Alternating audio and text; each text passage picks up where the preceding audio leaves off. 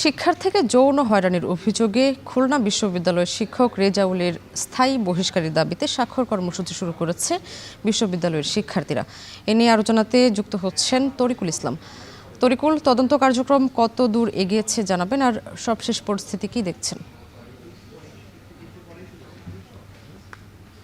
আমি খুলনা বিশ্ববিদ্যালয়ের agro technology ডিসিপ্লিনের শিক্ষক প্রফেসর ডক্টর রেজাউল ইসলামকে যৌন হয়রানির অভিযোগে তাকে সাময়িকভাবে বহিষ্কার করা হয়েছে এবং সেই বহিষ্কারটা যাতে স্থায়ীভাবে হয় সেই লক্ষ্যে খুলনা বিশ্ববিদ্যালয়ের অ্যাগ্রো টেকনোলজি ডিসিপ্লিনের যে শিক্ষার্থীরা রয়েছেন তারা গণস্বাক্ষর কর্মসূচি তারা শুরু করেছেন। তারা এখানে ক্যাফেটেরিয়াতে এখানে এই কর্মসূচি একটু আগে শুরু করেছে।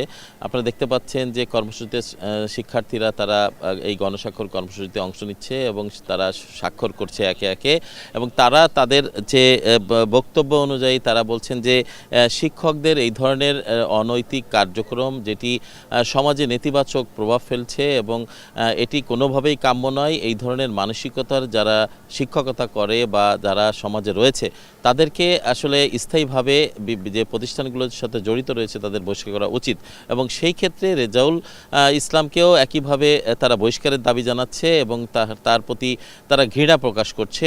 আপনারা জানেন গত 17 তারিখে এই শিক্ষককে যৌন হয়রানির অভিযোগে অভিযুক্ত হওয়ার পরে তাকে সাময়িকভাবে বহিষ্কার করে বিশ্ববিদ্যালয় কর্তৃপক্ষ, এবং এরপর ক্যাম্পাসে শিক্ষার্থীদের প্রতিবাদের ঝড় ওঠে।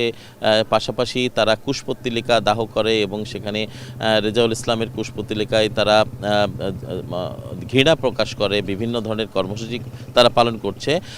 বিশ্ববিদ্যালয় কর্তৃপক্ষের সঙ্গে আমরা কথা বলেছি, তারা আমাদেরকে যেটি জানিয়েছেন যে তারা দুটি তদন্ত কমিটি করেছে। বিশ্ববিদ্যালয়ের যৌন হয়রানির যে বিষয়ে একটি কমিটি রয়েছে, সেই কমিটি তারা তাদের তদন্ত কার্যক্রম শুরু করেছে। সেখানে আইনজীবী সহ অনেকে রয়েছেন এবং পাশাপাশি আরেকটি বিশ্ববিদ্যালয় কর্তৃপক্ষ আরেকটি কমিটি গঠন করেছে, অর্থাৎ দুটো কমিটি হয়েছে।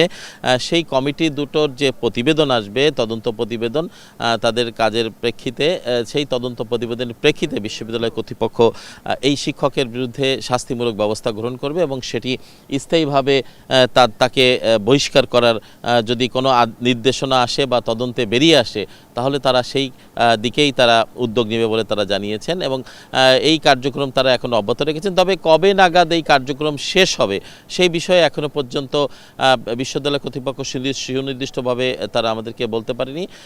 এছাড়া এই কর্মসূচিতে আজকে গণস্বাক্ষর কর্মসূচিতে শিক্ষার্থীরা যারা অংশগ্রহণ করছেন তারা বলছেন তাদের দাবি একটাই, এবং তারা এই রেজাউল ইসলামের স্থায়ীভাবে তারা বহিষ্কার চান। সব মিলিয়ে এই ছিল আমার কাছে খুলনা বিশ্ববিদ্যালয় ক্যাম্পাস থেকে শিক্ষার্থীকে যৌন হয়রানির অভিযোগে অভিযুক্ত শিক্ষকের স্থায়ী বহিষ্কারের যে দাবি উঠেছে সেই দাবিতে গণস্বাক্ষর কর্মসূচি তার সর্বশেষ খবর।